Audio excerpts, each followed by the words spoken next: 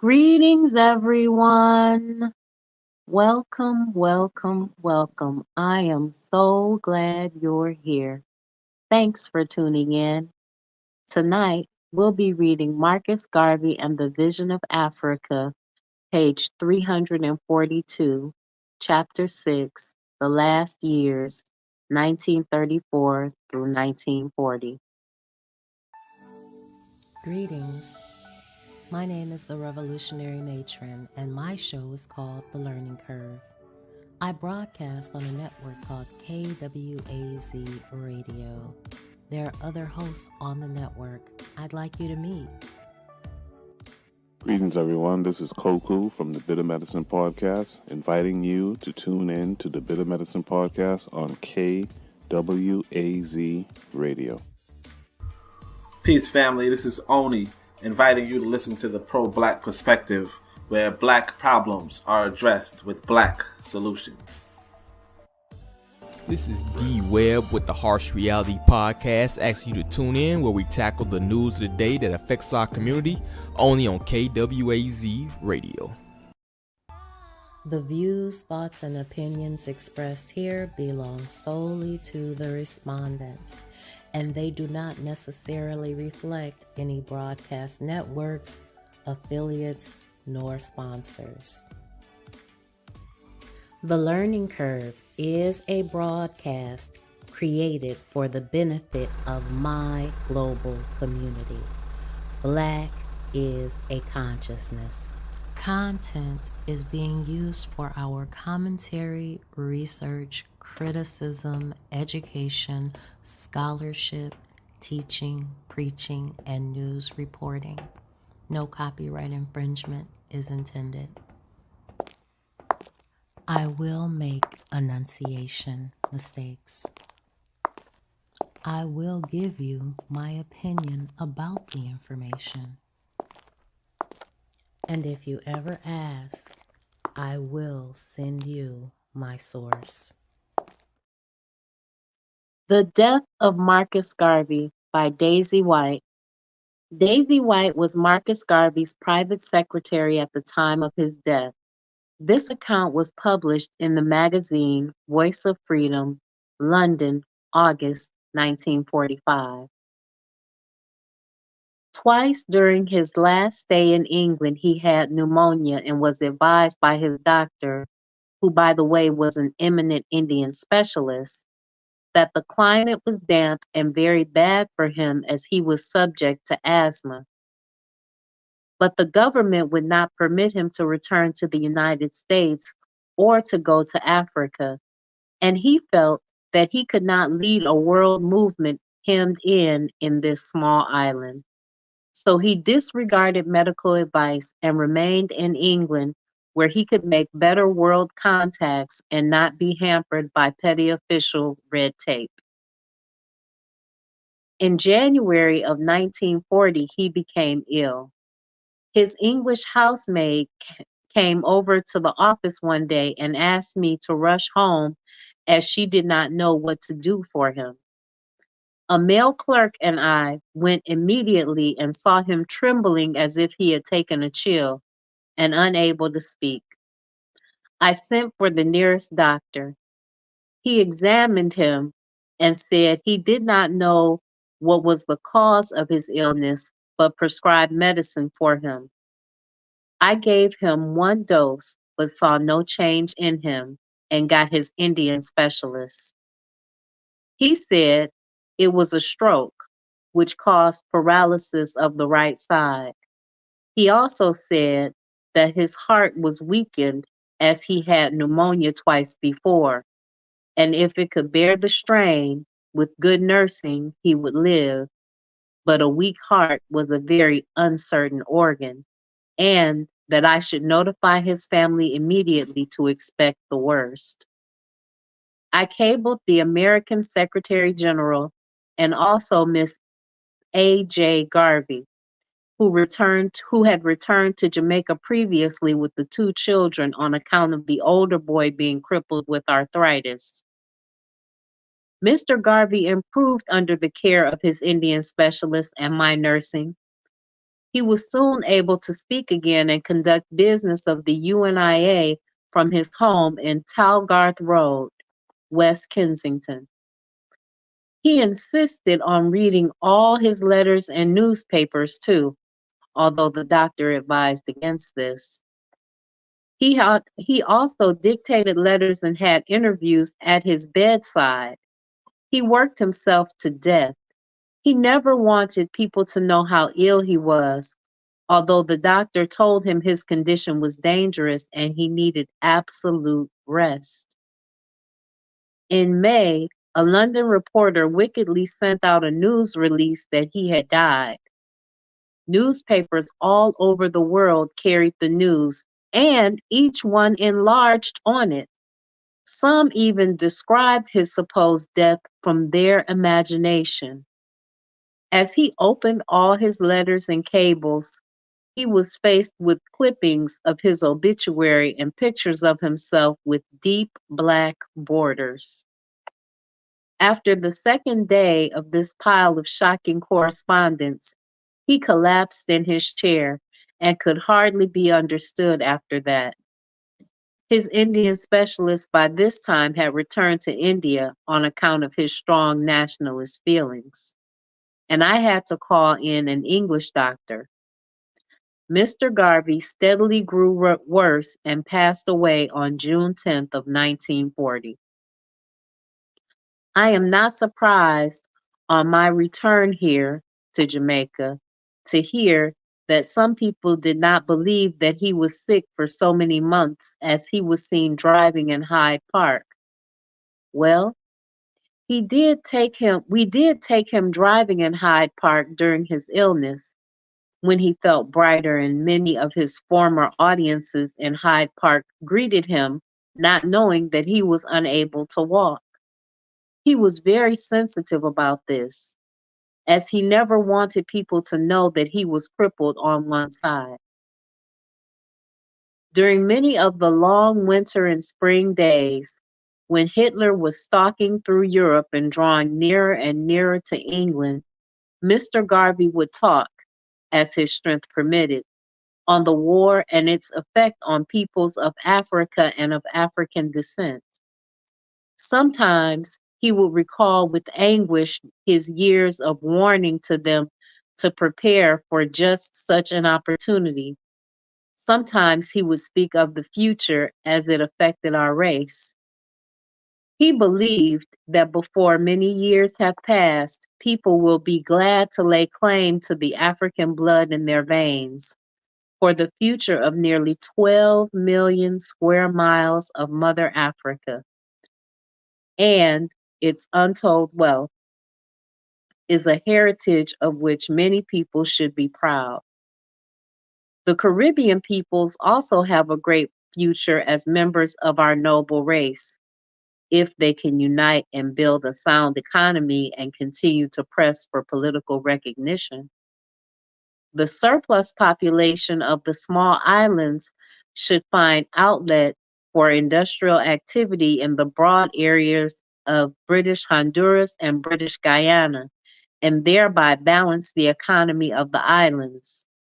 Unity alone can achieve this.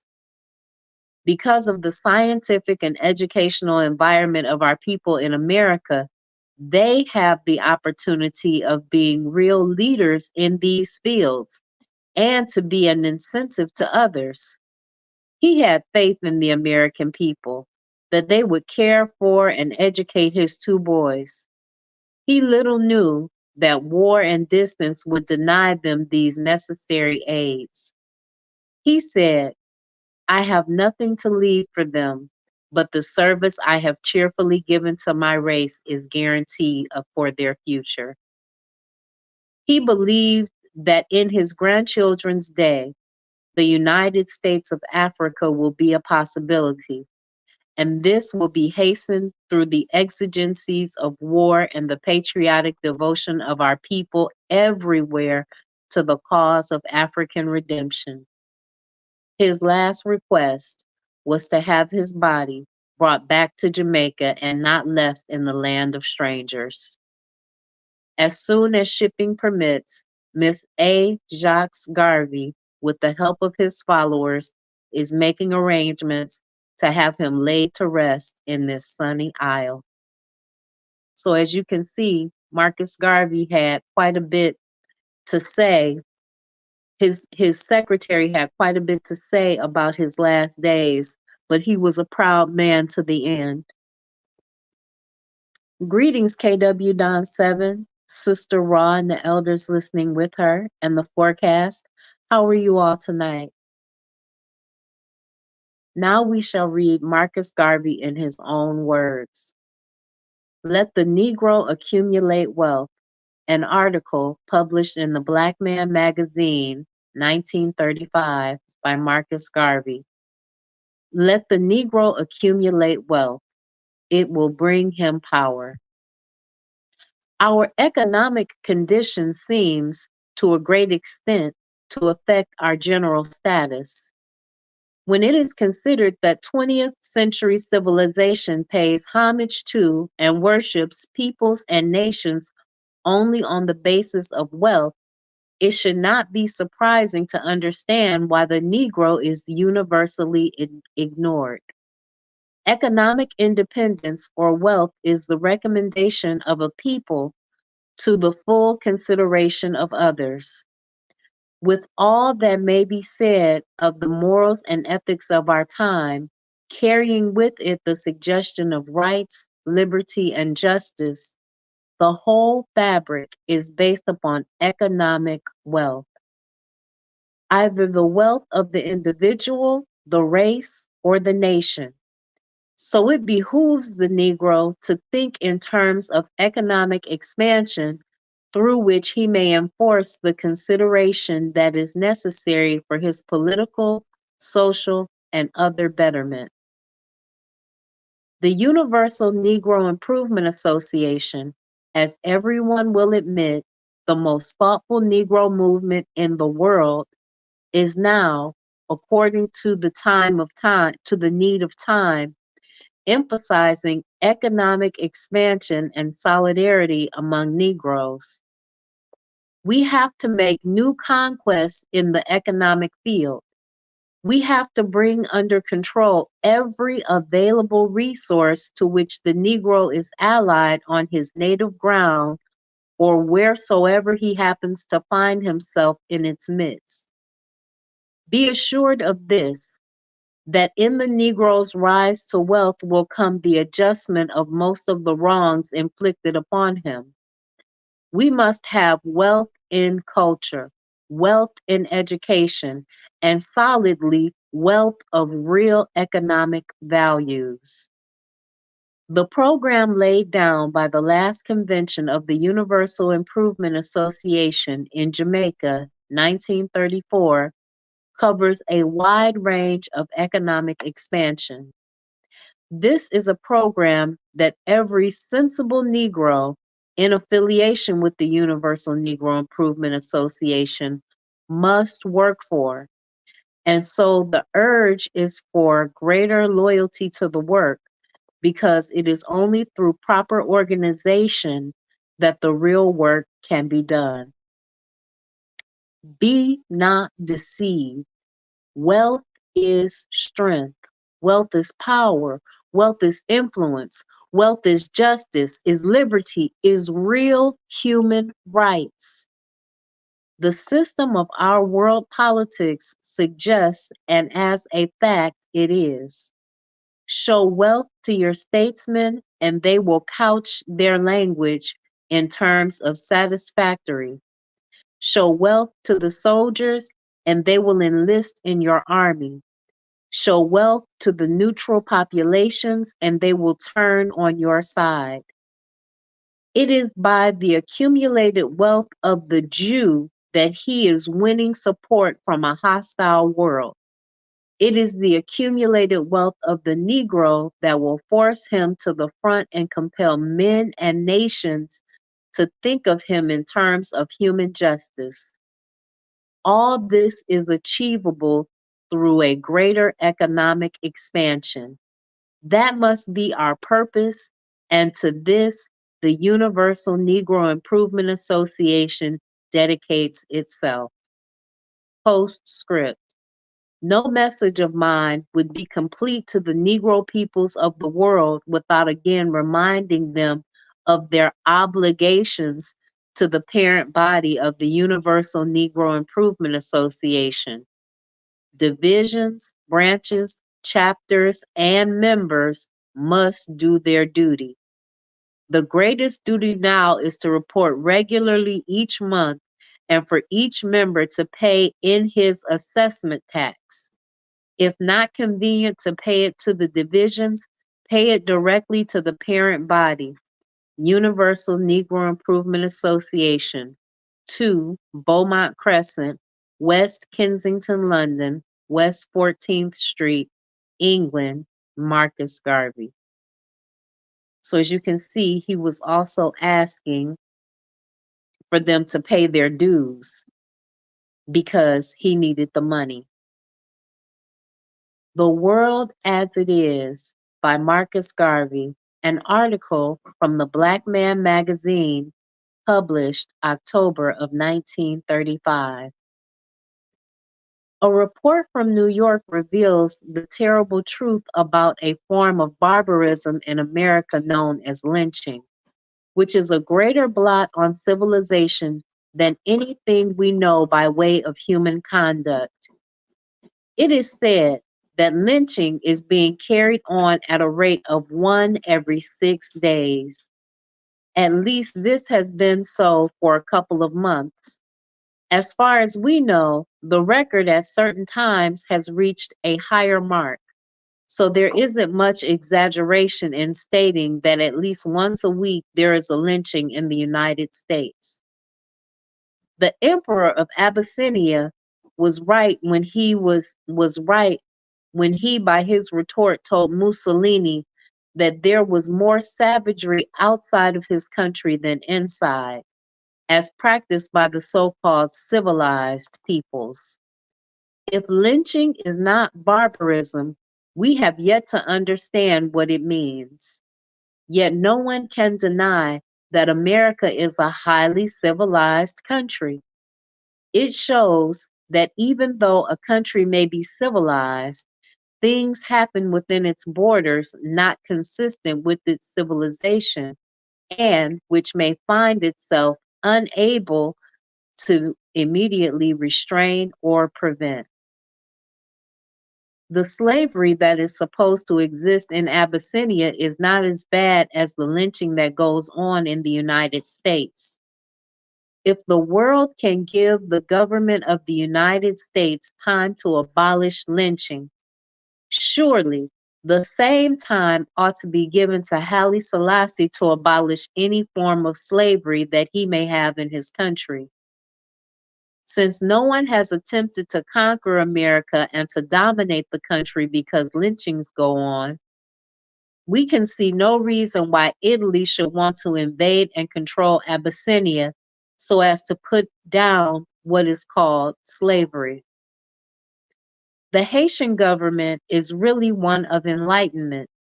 They are now attempting to place the educational system of the country on a high standard.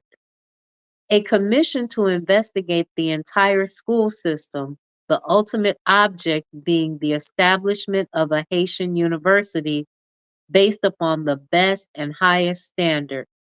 Bravo for Haiti. Haiti is the lone Black republic in the West Indian archipelago.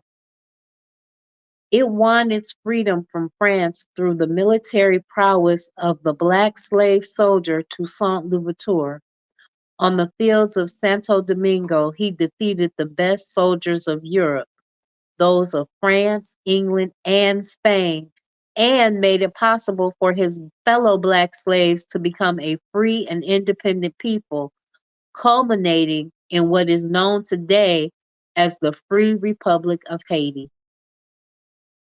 The present president of Haiti must be a patriot and a far-seeing man in having the desire to better educate his country.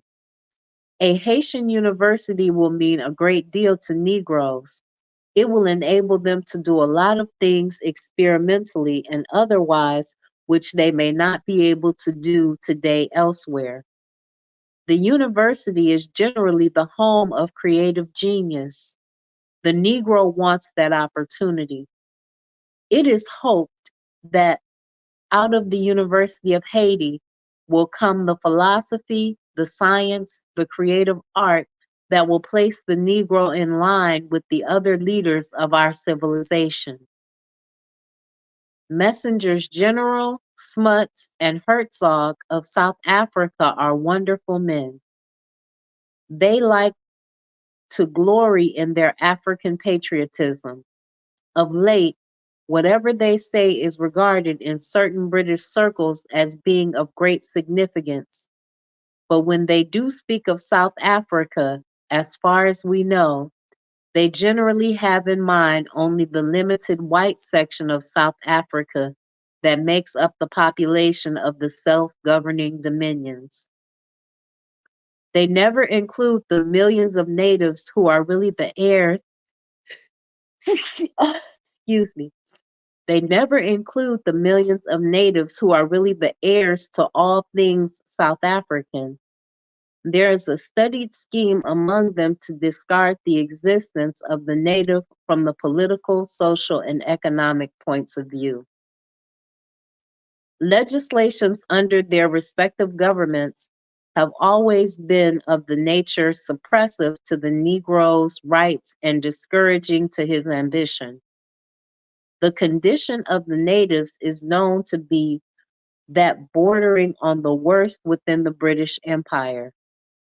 These natives have everlasting cause to be dissatisfied, yet messengers Smuts and Herzog go on making fine speeches about humanity and civilization, justice and morality and the like, forgetting that when brought to book, they cannot well justify their high-sounding ideals because they are not consistent with the attitude adopted toward the natives of South Africa. We are interested in General Smuts and Herzog only because they are a part of the British Empire. Because of that, we would suggest to them to think a little more deeply than they have been doing heretofore. We may have then this free advice. We may give them this free advice. No country ever perpetuates its happiness or its prosperity when it has in its midst a large number of discontents than satisfied people. Wherever such a condition exists, it is always easy on the approach of an enemy to destroy the prosperity and happiness of the few, in that it is never difficult for the enemy from without to succeed against the particular country, considering that there is always a local majority population ready to go over to the enemy so as to invite a change in their condition. If messengers Smuts and Herzog will think this over, they will find how necessary it is to immediately treat the natives very decently and give them the same opportunities as the white people of South Africa, so that in the future, any enemy attempting to invade South Africa would find a united South African people willing, each and every one, to lay down his life for something that he loves and something that has been of benefit to him and his children. We do not charge you for the suggestion, gentlemen. Jamaica, the little island in the British West Indies, has had 3 devastating storms within the last 3 weeks. The staple crops of the country have been, excuse me, the staple crops of the country have been ruined. We can imagine a lot of destitution following the havoc of these storms. In fact, Jamaica has always been a country of sorrow for the poor classes of people, in that nobody has ever made any effort to improve their bad conditions. Whether there is a storm or not, or earthquake or not, the people suffer. It probably may sound strange to those outside of Jamaica, but the common people of Jamaica look upon these catastrophes as their best opportunity for getting work and a chance to live. It is only when these calamities come that they are considered at all as being necessary in the economic life of the country. Probably these visitations come upon the island because they are the only opportunities that the people have for a larger life. There are a few good men in Jamaica, and they do not include many of the ministers, but they are too few to really influence the country for good. The national disposition seems to be that of enthroned selfishness. There is no patriotism, no love of country for its sake. Further, there is no love of countrymen. And so anyone going to Jamaica will see that the most prosperous people on the island are aliens, particularly Asiatics. Their control of the island is made easy because the people who are natives hate themselves to such a terrible extent that they easily open up the way for the outsider to get the advantage.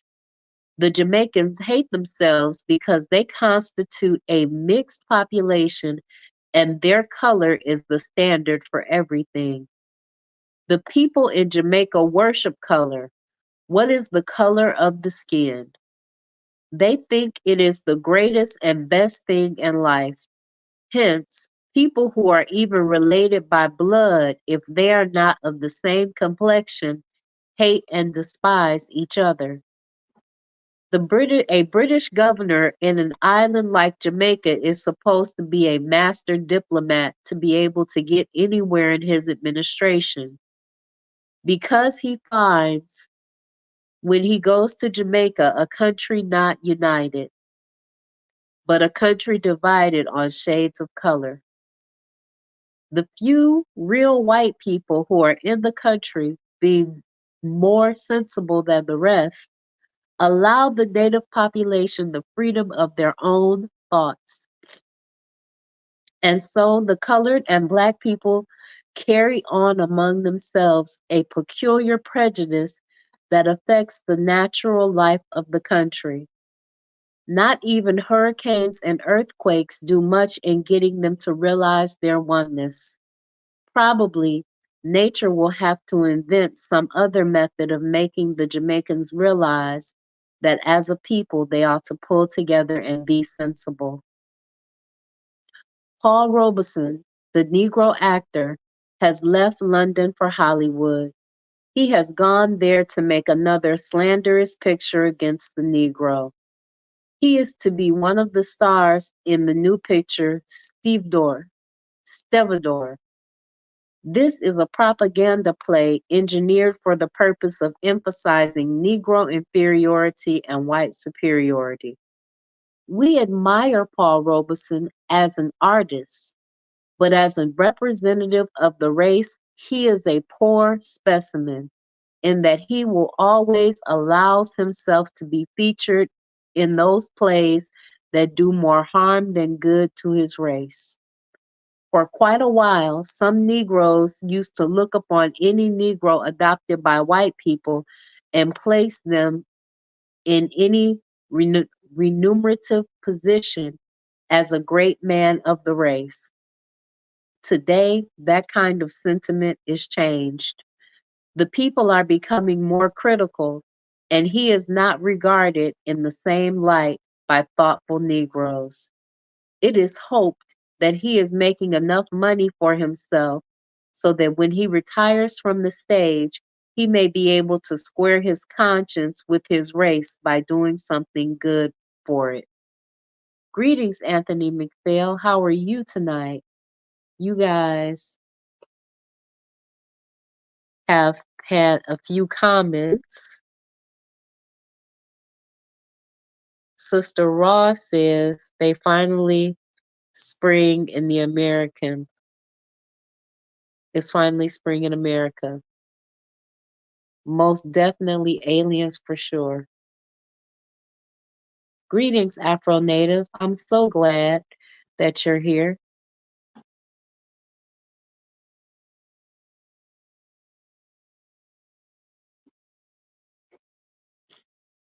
So as you can see, Marcus Garvey had a criticism of Paul Robeson, and he had additional criticisms of the white colonial governments coming in to the islands and to South Africa that praised the white portions of the population that did not give to the native population their due, their due.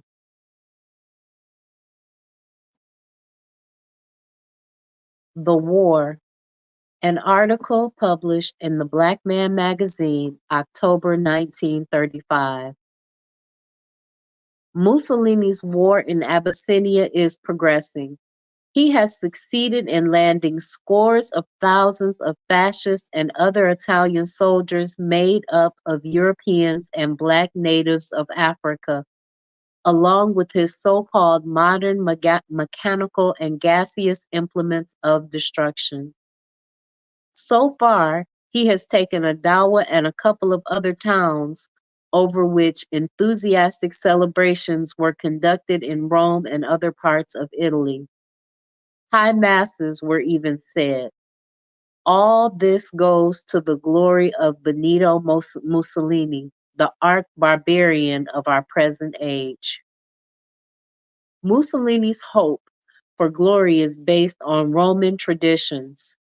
Probably, if he is not made a saint immediately or sometime after his death, he will be referred to as one of the gods of modern Italy. The only thing is that he will not be a myth like the old Roman gods, but will be remembered as a real brute god who plagued the 20th century with his inhumanity.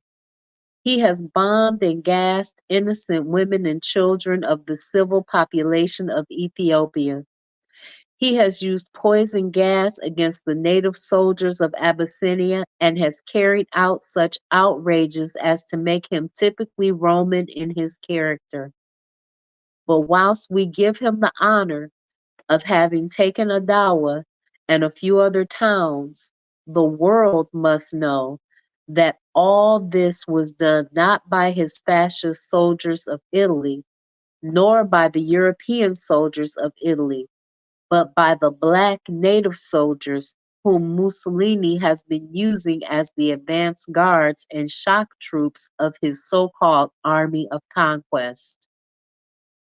The European soldiers have been marching behind the native soldiers, so all the victories that have been won already by Italy and are victories due to the native African soldiers who are being used by Italy. The Abyssinians have not started to fight. In fact, they have only retreated from these different towns. Their retreat is their strategy of enlivening the invader into farther parts of the country, through which he will be unable to retreat with possible hope of success when attacked by the troops who are preparing for him. Up to now, the Italians have not shown their ability to fight Abyssinia. Outside of bombing from the air and using their big tanks, they have done no actual fighting, because what has been done up to now, as stated, has been done by native troops. Mussolini's glory up to the present, therefore, is not his. It is still the glory of Africa. We hope he will realize this and be satisfied. Up to now, the Italian has not been able to whip the African. So as you can see, the wins that they got in Abyssinia over the Ethiopians were the native Africans fighting, not the Italians or the Europeans. Lest we forget, an article published in the Black Man magazine, October 1935. The Italo-Abyssinian War affords only another example of what unpreparedness means to a people.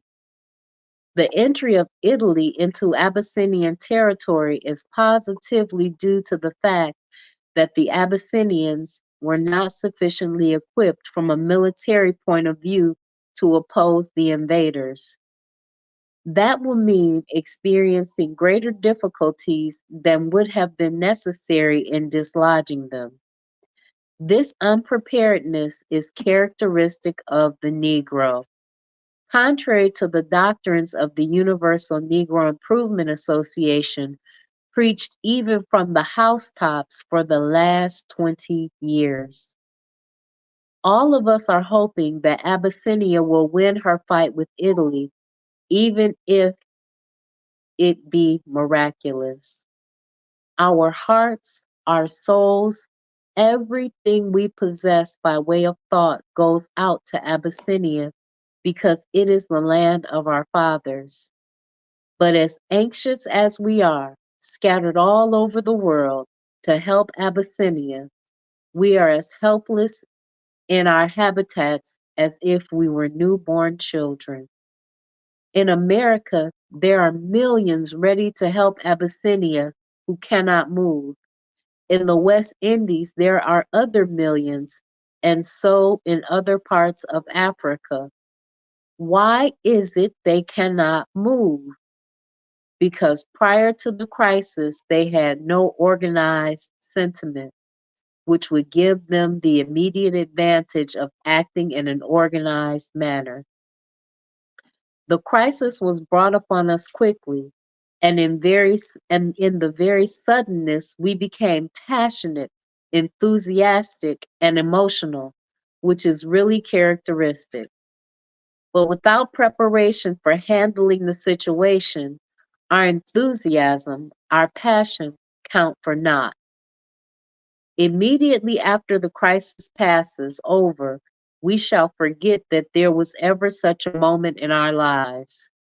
It is hoped, nevertheless, that we shall not forget our difficulties in the present crisis, but that we shall use them as a guide to our conduct in the future.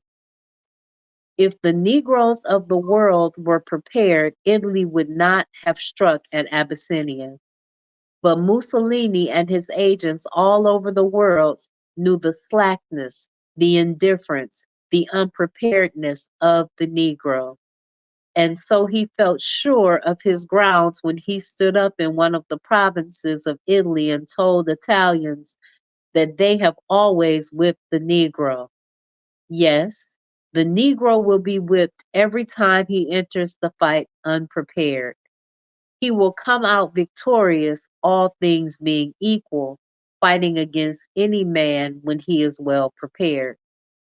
We must therefore suggest action and emphasize the suggestion that we keep ourselves prepared and ready for every human contingency. The Negro cannot afford the essentials of life. These things that count in the daily life of the other fellow must also count in his life. The tomfoolery about eschewing politics, government, industry, science, and all other practical phases of human life must be done away with. It is all bunkum to talk about not paying attention to the things that attract the attention of other men. The Negro should copy the worthy deeds of every other race in the world leading up to anything useful. In addition to his copying, he should create and, if possible, lead in all human events. It is only when the entire race is bent upon such a purpose to maintain it by proper precaution that fellows like Mussolini will find it difficult to challenge units of the race anywhere. In feelings and passions, we may be at this moment equal to Mussolini. if we were to meet him man to man. But that is not the way the fight is being conducted in Abyssinia today. It is being conducted with machine guns, tanks, aeroplanes, and other instruments of destruction. What can the Negro do against such odds? It is evident that he must fail when not prepared, and who wants to be identified with a race that is always failing? The present generation of Negroes is an ambitious one. It seeks within the human range all that is possible to other human beings. Therefore, if this ambition is to be maintained, we must not only think, but we must act. The urge is that we may act manly, courageously, thoughtfully, and prepare ourselves so that when the particular events take place, we will be ready to hold our own. Let the Abyssinian fight keep our memories fresh, lest we forget. Marcus Garvey was saying, if you stay ready, you don't have to get ready. The American Mind and the War, an article published in the Black Man magazine, December 1935. The politics of America is dominantly the ruling force in the life of the American people. Big business in America does rule to a certain extent, like everywhere else, but it is limited therein its politics, its obedience to politics. The politician is really the national God because ultimately he uses the political machine to discipline all elements of the economic and social life of the country. The game, therefore, is to play politics and play it well. Mr. Roosevelt, who is now on the last lap of his first term, is looking forward to repeating himself as President of the United States. To successfully achieve this, he must play good politics. The Italo-Abyssinian War is an important political issue, and so Mr. Roosevelt has to handle the situation with the sensible view of securing himself from any reaction that will endanger his reelection. This being so, we can well understand why America is adopting such a peculiar attitude. The country is neutral, yet not neutral. It is neutral for those who will be fooled by her neutrality, and not neutral for those who take advantage of the loopholes. The Negro naturally will be fooled because he is not sufficiently artful in diplomacy and political trickery to know the underlying causes of certain actions. The Italian American cannot be fooled, and so by his usual systematic organization, he is using the peculiar neutrality to help Mussolini and Italy. That is why the president found it difficult to stop the American oil supply to Italy, a stoppage which would have immediately handicapped the Italians in Abyssinia.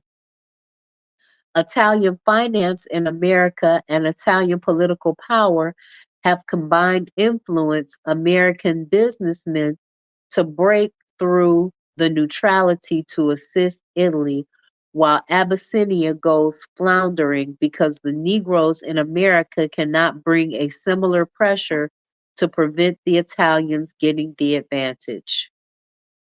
Mr. Roosevelt is steering his ship clear of the trouble. That is to say, he cannot afford to displease the Italian American who is able to mobilize his friend to make it difficult for the president to have himself reelected if he doesn't show some hidden sign of being on the side of Italy, even though he doesn't want to. If the American Negro could bring such a pressure upon his things politically in America, then the president would be in a quandary, and ultimately he would have to show his hand. We regard Mr. Roosevelt as a friend and would not like to embarrass him, but it is our duty to bring to the attention of our race our situation as they do arise and the difficulties that they have to overcome. So, similar to that time, we're in a time where we must act politically and diplomatically. We need to have a little bit more savviness towards us in dealing with these political and social things that are going on in the world.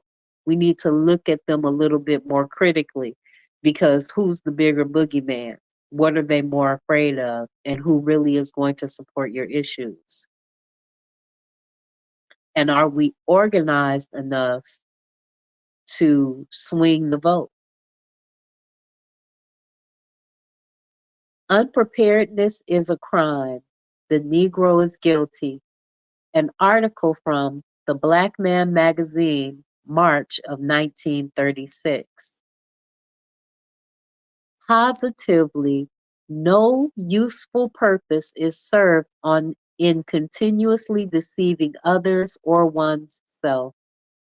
This is more so evident when the deception applies to an entire race or set of people. Among the peoples of the world, the most susceptible to deception is the Negro. As a fact, he likes deception. He thrives on it. He doesn't appreciate being told the cold, blunt truth. He likes to be complimented and flattered, even to his own destruction. And so those who desire to profit out of his peculiar mentality and spirituality indulge wholesalely in the scheme of deception. This is practiced on him by individuals, by societies or organizations, by some of his churches, and by the government himself. And so the poor Negro stands before the world in an enlightened, onward moving civilization as the object of pity as observed by the thoughtful and sensible, while the rest of the world goes on doing and achieving and adding new laurels to the honor of man. Those who know me as a Negro leader cannot say that I have ever flattered the race or tried to deceive it against its own interests. I have always been frank and brutally so, even to my own disadvantage. I intend to be frank in this article and to be brutally so for the purpose of again drawing to the attention of the sleeping Negro the seriousness of his position in a material civilization. Because of the lack of vision of bygone years, Ethiopia today stands at the crossroads, left alone to fight a mightily equipped European nation having at her disposal the most modern scientific implements of war and tacitly assisted by other European governments equally prepared, and which have used their diplomacy to deceive the Negro, pretending friendship for Abyssinia when in fact, when as a fact, assisting Italy to devastate the one remaining black kingdom on the continent of Africa. There is much suspicion that Abyssinia has invited her own trouble by not adhering to a positive racial nationality. To what extent that is true will go without discussion for the present. But in showing up the Negro's unpreparedness, we cannot eliminate Abyssinia from the fold of Negrodom. Just as the individual Negro kept himself unprepared for cooperative action in the preservation of his race, so Abyssinia unfortunately kept herself unprepared to meet an ancient foe. Unfortunately, the great diplomatic machinery that should have been at the disposal of Abyssinia for the last 50 years to supply her with all the information necessary for her preservation was never contemplated. At the outbreak of the war, we found no Abyssinian embassies in the different countries of Africa as there should have been, nor in Europe, Asia, and the Americas, and particularly among the Negroes. There was no ambassador in Haiti, in Liberia, in the United States, nor in the countries of the West Indies where millions of Negroes live. If these embassies had existed with their consulates, similar to the embassies and consulates of Italy and other big countries at the outbreak of war, Abyssinia would have been able to lay claim to fellowship among nations and peoples that would have been consistent with her position as an African imperial power. The scattered Negroes of themselves in all parts of the world had no imperial or racial cooperative spirit. Nothing was ever taken except the effort of the Universal Negro Improvement Association to organize the Negro as a solid commercial, industrial, educational, political, and scientific flanks to meet any attempt at attack from without. When I endeavored to place on the ocean steamships with the idea of building up a great merchant marine, the ignorant of the race laughed at me as well as the intellectuals. When I undertook the responsibility of projecting big commercial corporations, the same Negroes used the force of the government to smash me. They could not understand that the future, part of which is part of today, calls for the preparation of the race to meet scientific competition, whether on the battlefield, in the laboratory, or other active walks of life.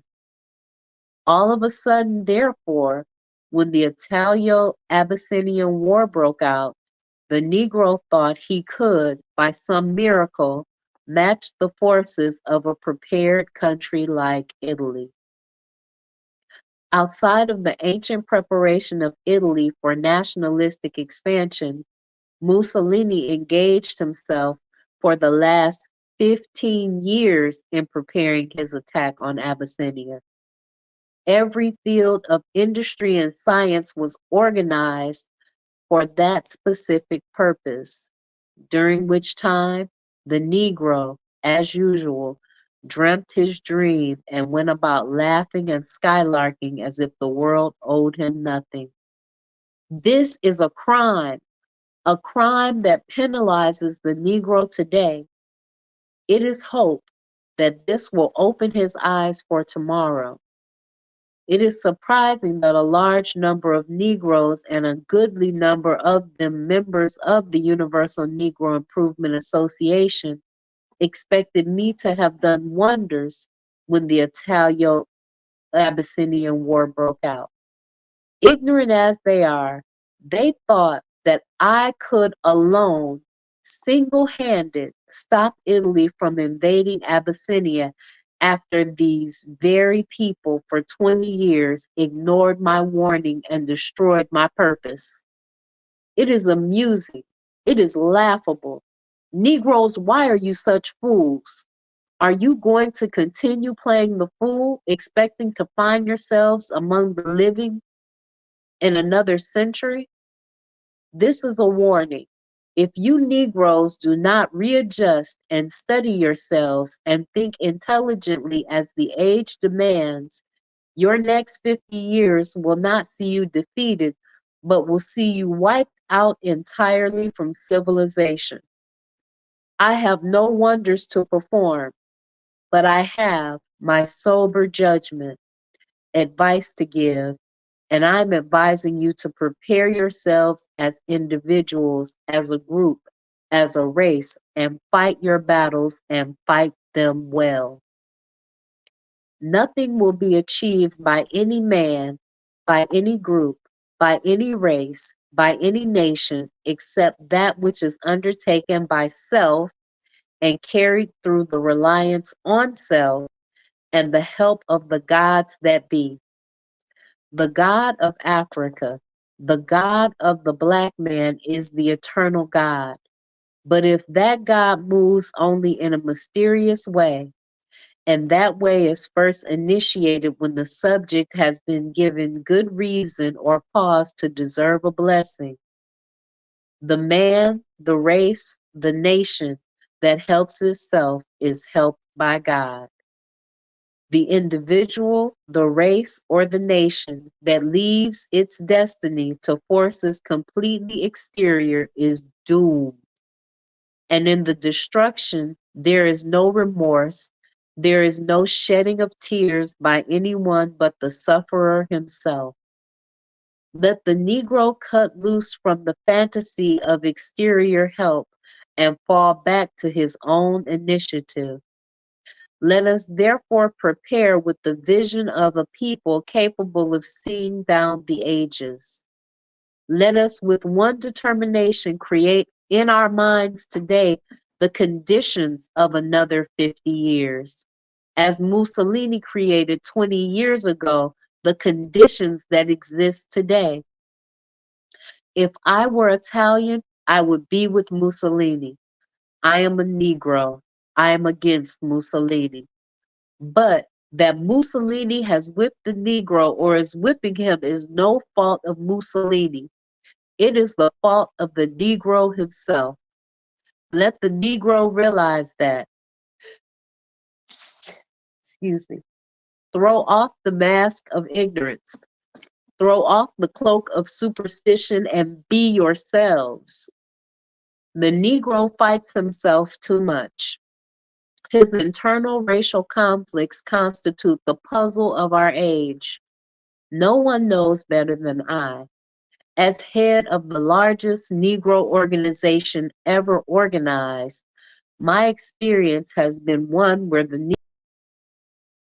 fights against himself. He never agrees with himself for long. Every other day he is smashing up what he has made, and so the process goes on. He never permanently constructs.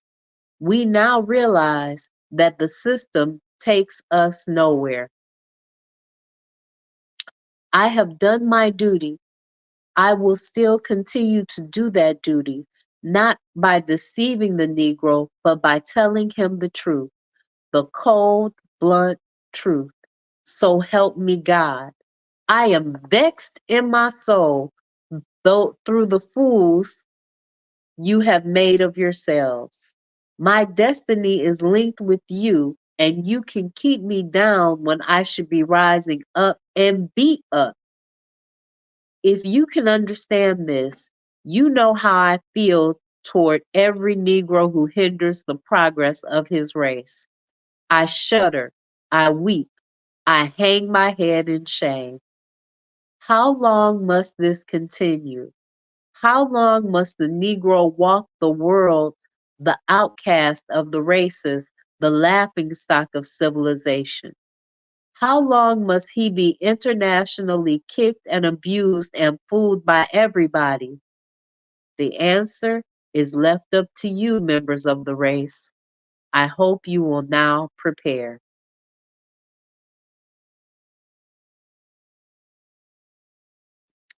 Owana Hagusigi says, this is an excellent reading. I can't wait for the next book you choose.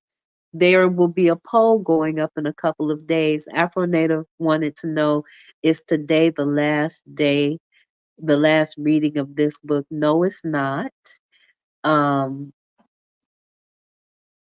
this is not the last day. We have about 4 days left because we have this chapter and then we have another section. I'm going to hold you a little bit longer than our hour today because this section is almost done. This was a great warning. If you don't, if you stay ready, you don't have to get ready. And that Garvey studied other great leaders. He studied others to say, oh, look, They didn't just get up one day moved by their emotions and decide to come together to march or protest or tear something up.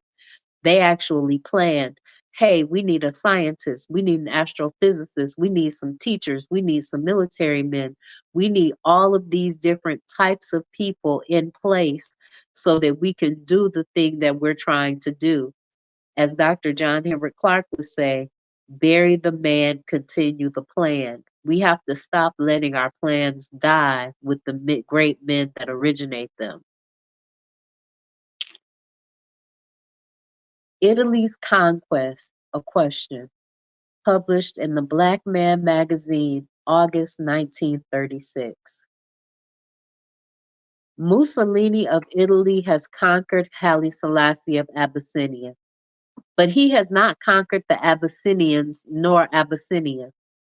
The emperor of Abyssinia allowed himself to be conquered by playing white, by trusting to white advisors, and by relying on white governments, including the White League of Nations. We can remember in 1920 inviting the government of Abyssinia to send representatives to the International Convention of the Negro Peoples of the World in common with other Negro governments, institutions, and organizations. Whilst others replied, and most of them sent representatives to that greatest of all Negro conventions, the Abyssinian government returned the communication unopened. Its policy then, as during the Italo-Ethiopian War, was no doubt to rely completely on the advice and friendship of white people. They ignored Negro relationships from without and throttled Negro aspirations from within. The result was that they dragged along without any racial policy except that of the ruling classes, believing themselves white and better than the rest, with a right to suppress the darker elements which make up the tremendous population. When Haile Selassie departed from the policy of the great Menelik and surrounded himself with European advisors, he had taken the first step to the destruction of the country. It is true that he became heir to the very bad conditions prevailing in Abyssinia, but he had an advantage over previous emperors. He traveled to Europe and America. He saw what European civilization was like. He saw the freedom of the peoples of the different countries and must have been impressed with their high social, educational, and cultural developments. A wise monarch like Peter the Great would have gone back to his country if he were patriotic and humane, with a program to lift the standard of his people and push forward the status of his country. This Haile Selassie did in a small way, but too small to be effective, to the extent of saving himself and his country from the designs of the very European sharks whose representatives were advising him. He inherited a vendetta from Italy. He knew that Italy one day would strike. Why he kept the majority of his countrymen in serfdom and almost slavery is difficult to tell. Why he refused to educate on a large scale thousands of the youth in his country so that they would be able to help him carry on the government and lead the masses in a defensive war against Italy cannot be understood. When all this is considered, it is not difficult to understand why Mussolini defeated Haile Selassie. We gave all the support we possibly could during the Italo-Abyssinian War to Abyssinia. We tried our best to influence the British government at home by our speeches and writings so as to secure support for Abyssinia, not only at the League of Nations but independently. This support, at the very start, was given by Great Britain, but the conditions prevailing in Abyssinia, created by the emperor himself, defeated the possibility of immediate success. Italy was attacking Abyssinia from the presumptive high morality of freeing the slaves and developing the country for the good of the people. Everybody knows that this was a lie, that the real motive was to create in Abyssinia as part of the new Italian empire and exploit it for the good of Italians. Nevertheless, the appeal of Italy for the cause of humanity arrested the attention of the humanitarians the world over and gave Mussolini allies that he never would have had if there were no such conditions in Abyssinia to cause him to pretend as he did. Abyssinia has been reported to be one of the richest sections of Africa. In fact, it is so. With such a rich country at its disposal, a patriotic and sensible government would have sought to develop it. It is true that the prejudice against the Negro is great, and that foreign states would not readily give a loan to the Abyssinian government for its development. But the proper manipulation of the financial affairs of the Abyssinian government could have brought it to a state of independence whereby it could have developed the country without humiliating itself, without having to beg for foreign loans. With 12 million people in Abyssinia, the Abyssinian government could have issued a domestic paper currency backed up by the wealth of the country for local use. And with such a currency, labor could have been paid for the exploitation of the country's resources. With the production of that wealth, markets could have been found all over the world ready to accept the products which did not only stabilize its own domestic currency, but give it a proper credit with other nations. But the Abyssinian government never even sought a substantial loan. The first time an effort on a loan was made was during the war, when it was too late to raise money. That country could stand a tremendous loan as well, demonstrated that the country could stand a tremendous loan is well demonstrated by Mussolini now seeking to raise a loan of more than 80 million pounds for the development of the country. If Mussolini can borrow 80 million in resources of Abyssinia, the Abyssinian government could have in 13 years borrowed 20 or 30 million pounds for civilizing purposes. The emperor's reliance on the League of Nations was unfortunate, but more so was his reliance on his white advisors. One would imagine would one imagine the cats advising the rats? Would one imagine the lions advising the sheep?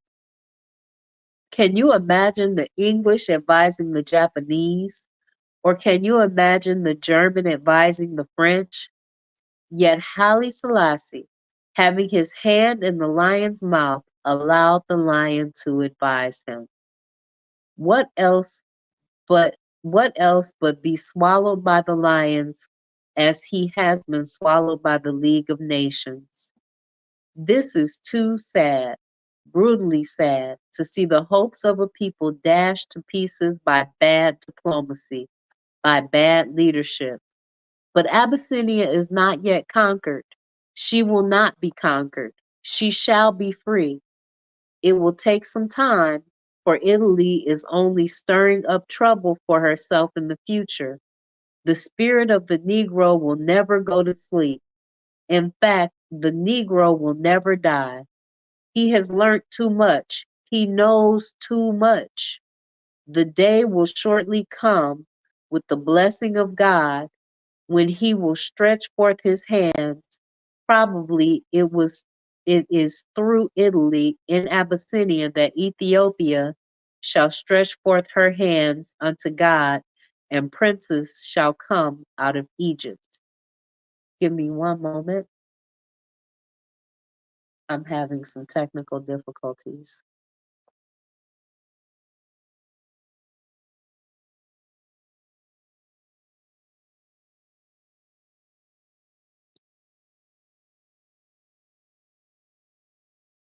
So as you can see, he felt very critical of Haile Selassie and his reliance on white anything for the help and betterment of the Negro.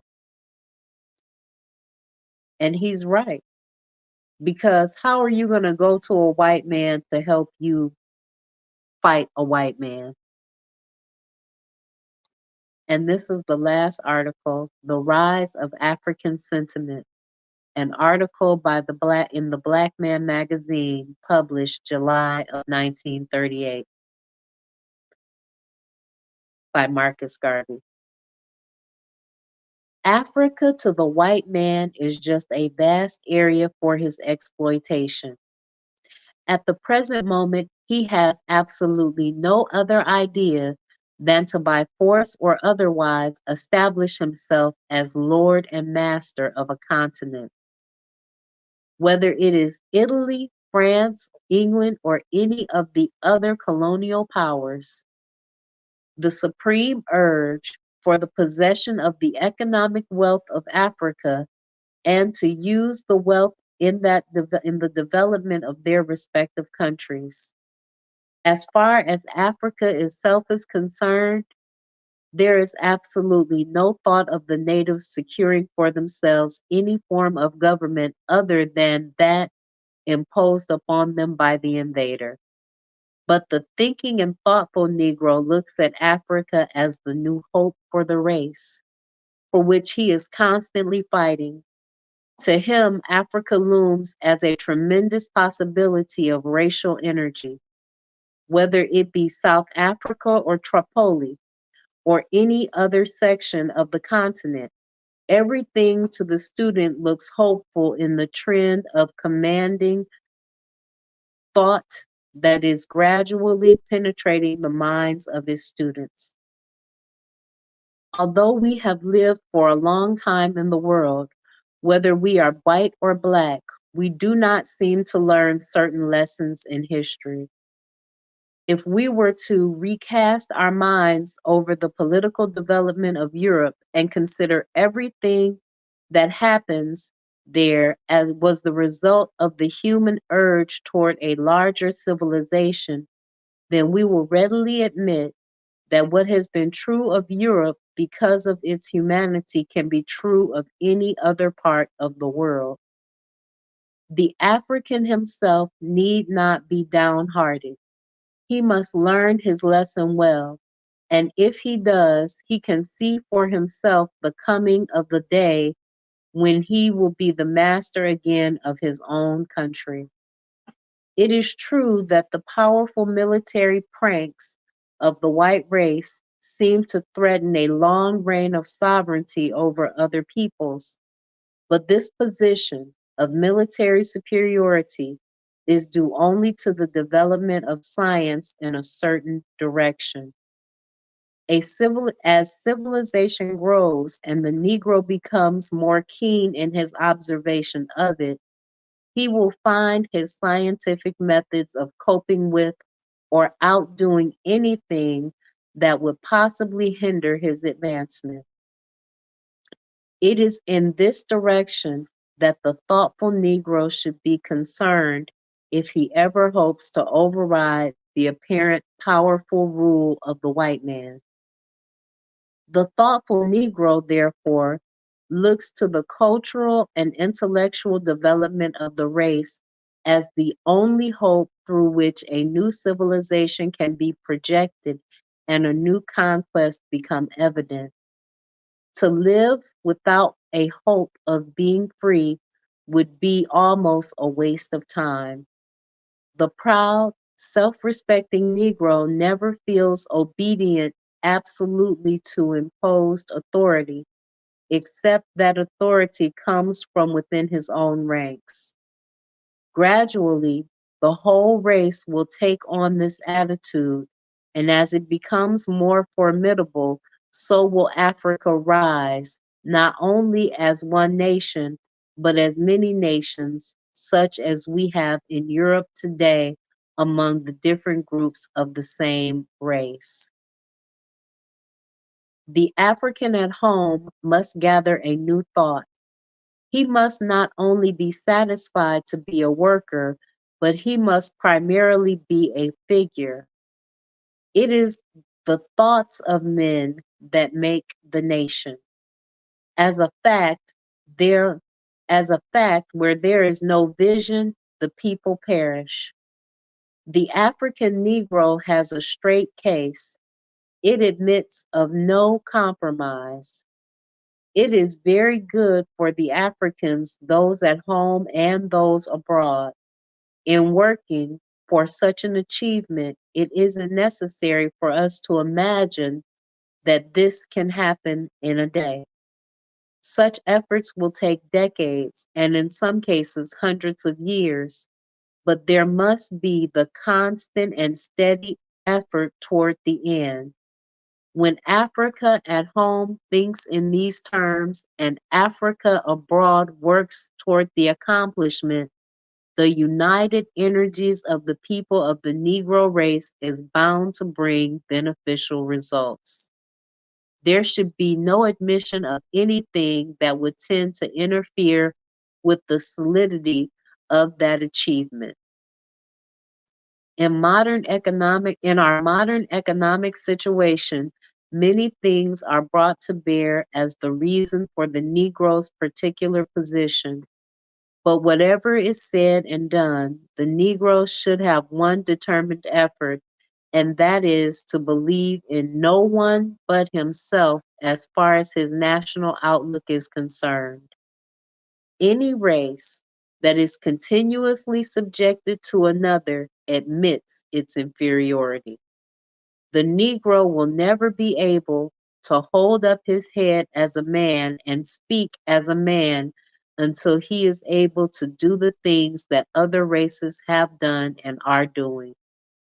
This is the urge that forces men on the accomplishment of those things that are worthwhile, and it is hoped that the African at home, as well as the African abroad, will work toward that end. And that is the end of chapter 6. We will be reading chapter 7 tomorrow. No, yes, tomorrow we're going to start on chapter 7, part A. Did you have any thoughts about chapter 6, which were the last years of Garvey? Brother Moana Haguziki says, when I try to tell the Rastas Garvey had big beef with Selassie, they don't listen to me. That's because they're reading the folklore. They're not reading the actual words of Garvey. And I've been told it's difficult to get copies of The Black Man.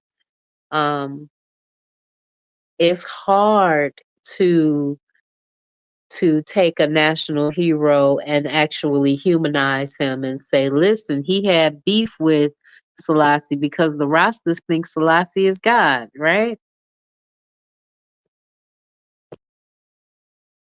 So you'll probably never be able to tell them any different. And Selassie may have evolved, I don't know. Selassie may have evolved in his thought and ideology. But I do know that Marcus Garvey believed in do for self, and he knew that by and large, partnering up to a bunch of white people wasn't going to solve his problem. I think that he was politicking when he talked to certain white people and addressed white audiences. He realized that he didn't want them to infiltrate his organization because when the African people that married white people who wanted to be supportive to his work He created an auxiliary organization for them to participate in, but they could not be a part of the UNIA proper. So, all right, guys. I will be back here tomorrow at 7 p.m. Eastern Standard Time. I want to thank the forecast, Bawana Haguziki, Afro Native, Sister Raw, Brother Bakari, Anthony McPhail, the Pro Black Perspective, KW Don 7, and everyone else that came by today. I want to give a special thank you to those that have supported the show financially, which include, oh, hold on. Greetings, Bawana Hagaziki. How are you tonight? I'm good. How are you? I'm good. Thank you Good, good. so much for coming up. Yes, yes. I wanted just to make a little small contribution tonight. In listening to your reading, by the way, it was a great reading. I have, I, me and Brother Bakari had an issue on Hmm. Saturday night. We had a Hmm. discussion I in heard it. terms, good. So you know what the issue was. But Yeah. I had to, because I'm thinking help is help, no matter where help comes from. Mm. But in listening to Garvey, and then listening to some of Bakari's arguments, they say, well, if you appeal to another white man, as you were suggesting, for help, you're still going to be stuck in the same quagmire. After that white man gives you help, what if he turns around and say, hey, stick up? Right. So Right. what do you do in that scenario? Because if I want to help children, if I want to help the women, if I have an immediate need, and some other white person may solve my immediate need. Bakari say, no, no, no, no, no. You have to rely on yourself. So that puts me in a question that should I let these people die then and just eat the bullet until I get black help and assistance? That's the question I had. Even and he kind of like made me see in a prompt where this black gentleman was begging, America to sue Africa, some ridiculous thing. Right. And it's like if you gotta wait, you just gotta wait. It is what it is. It is what it is. And Yeah, I guess I he had to takes a swallow that. harder line. He takes a harder line than I take when it comes to that. Yeah, I heard that conversation. And there are some times where you do have to take it and swallow it that way. But you have to have your ideology and your politics right when you accept help from others. So you can't be developing and accept help and not expect them to take over your movement, because they're going to take over your movement and they're going to change, augment things if you let them intervene and you still haven't got your politics right. I understand that. And in my mind, my solution to that would be accept the help, but keep my nerds around. So they're watching, they're learning, they are able to go into their own separate lab and maybe improve on the technology that's given to them.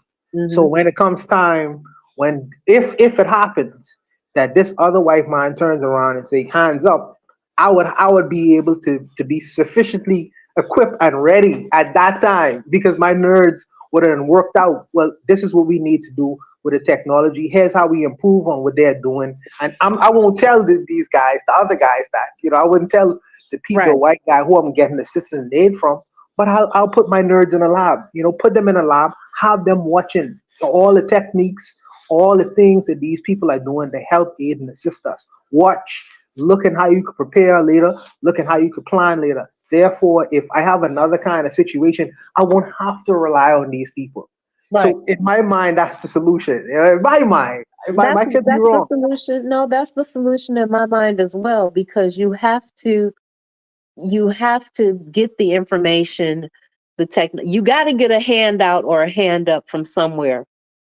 And a black hand isn't unfortunately always willing to be that handout or hand up that you need, because black people don't like to be a part of nothing until it's big and until it's like the biggest, most audacious, unwieldy entity that you can think of. They like to be a part of big movements. They like the flash. They like the notoriety. They like famous things.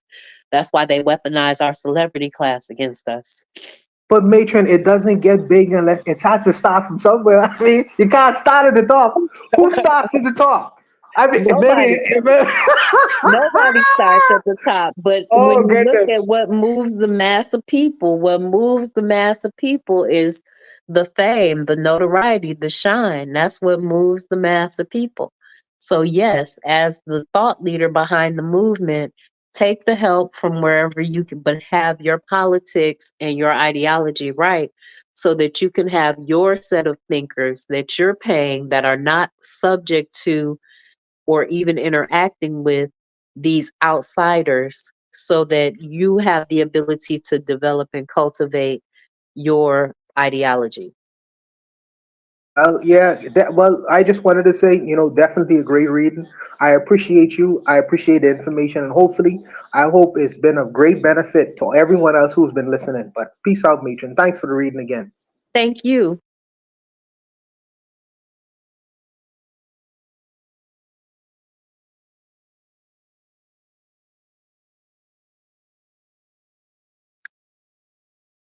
So, as you can see, we have a lot of great minds thinking on these different ideas, but we cannot allow anyone to infiltrate our movement when the movement is small. So, you may go out to go to work each and every day, but you're talking to your children at night about what's necessary.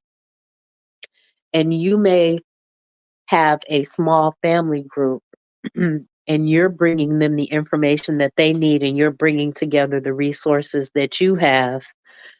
Right now, we have several war torn African countries and they need help and they need to be able to receive that help from wherever it comes from, but they need to have their ideology right.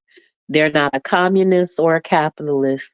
They're not a Marxist or a Maoist. They have to come up with their own ist because there's no ist that is going to help us if it's an ist that comes from a white European.